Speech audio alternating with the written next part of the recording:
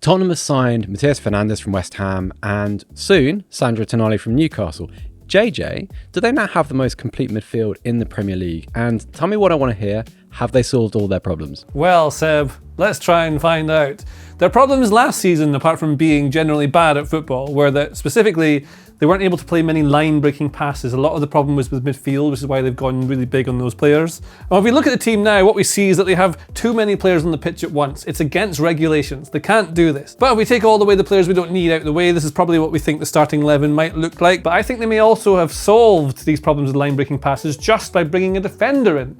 Because Van Hecke is very, very good at playing line-breaking passes. You know what really excites me is that they've got a plan now for pretty much every situation. So none of those players you'd consider the best in the Premier League, but they've got the progressive players, they've got the defensive ones. You could bring Conor Gallagher into there. You could bring Rodrigo Bentancur.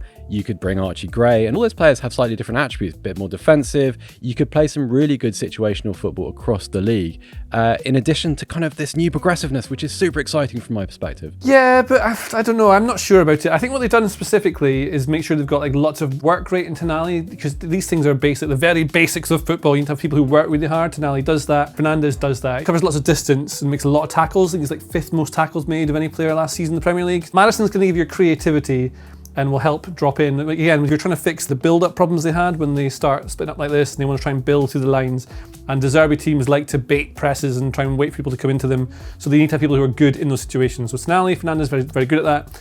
Bentancur, I don't know if he's anything really that they'll have. He's a good squad player to have in, but again, they've had the problems while he's been there. A good presser, good tackler, perhaps a little bit more, little too lateral with his passing. Other than that, pretty good standard Premier League player. Pretty good. I mean, This is a much better midfield, I agree. No doubt. They're already much better just with these two here. Gallagher, often misprofiled as a busy midfielder in midfield. He's not. He's more of an attacking player, just doesn't have the creativity that others do up here.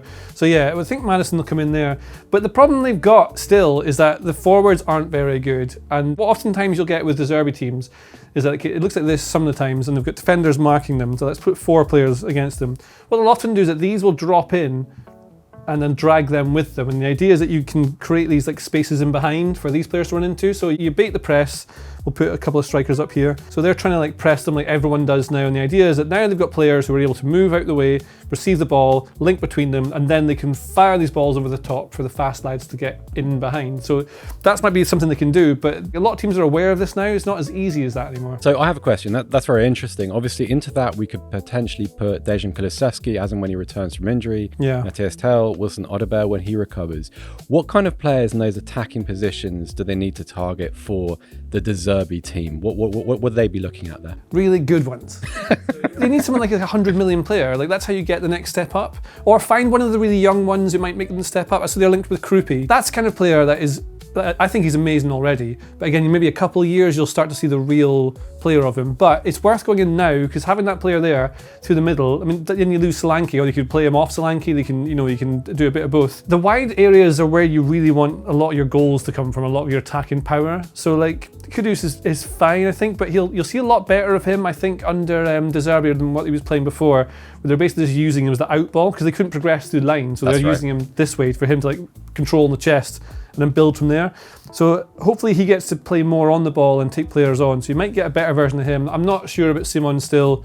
Odobert I like as a winger, but I'm still not sure. I think someone like, I don't know if he's possibly even want to go to Spurs, but like Bradley Barcola is the kind of player who maybe is available. He is a good player that'll be welcome at Tottenham. Exactly. So like, but you're just naming some of the world best wingers. But let me simplify, because Simmons is injured until probably around Christmas anyway, so he's out of the picture. Like attribute-wise, not name-wise, what are they after? What do you want in that left wing position? You just want someone who can take players on, who is going to turn up in the box and is reliable and injury-free, I think. This is one of the things that they need to have.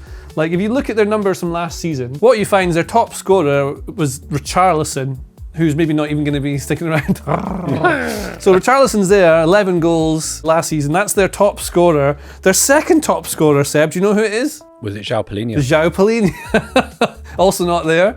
He had 5 goals. And below him, do you know who the next one was? Probably Cristiano Romero. Cristiano Romero, is it because you can see the stats on the thing? No, it's just because we didn't score many goals, so it's pretty memorable. So in my esteemed expert view, you just need to sign players who can score goals. They'll be better at getting the ball forward now, so they should be able to have more of the ball in the opposition half and be able to conjure more chances.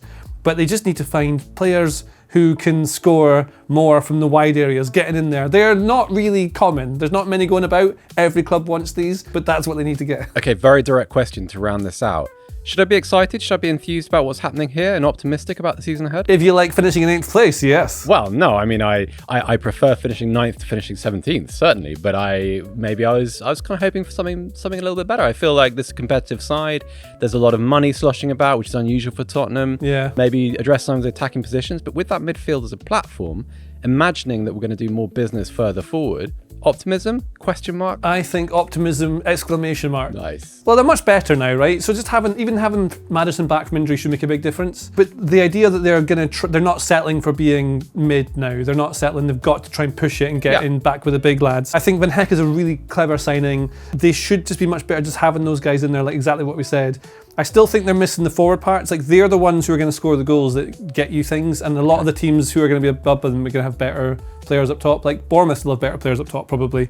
And so, even though they're weaker than the rest of the team, you need to have these players to get you better. I don't have any suggestions right now, so don't come at me. But when sensible transfers happens, maybe that'll be the kind of thing that we're looking for. Because what they've done is very sensible and is certainly cause to be looking up the table rather than exactly where they were. Optimistic, exclamation mark. Yes. If you like this video, please consider subscribing to the channel. The Athletic is home to some of the world's best sports journalists, including David Ornstein, Amy Lawrence, and James Horncastle. With the latest transfer news and insights on every Premier League story that matters, theathletic.com puts you inside football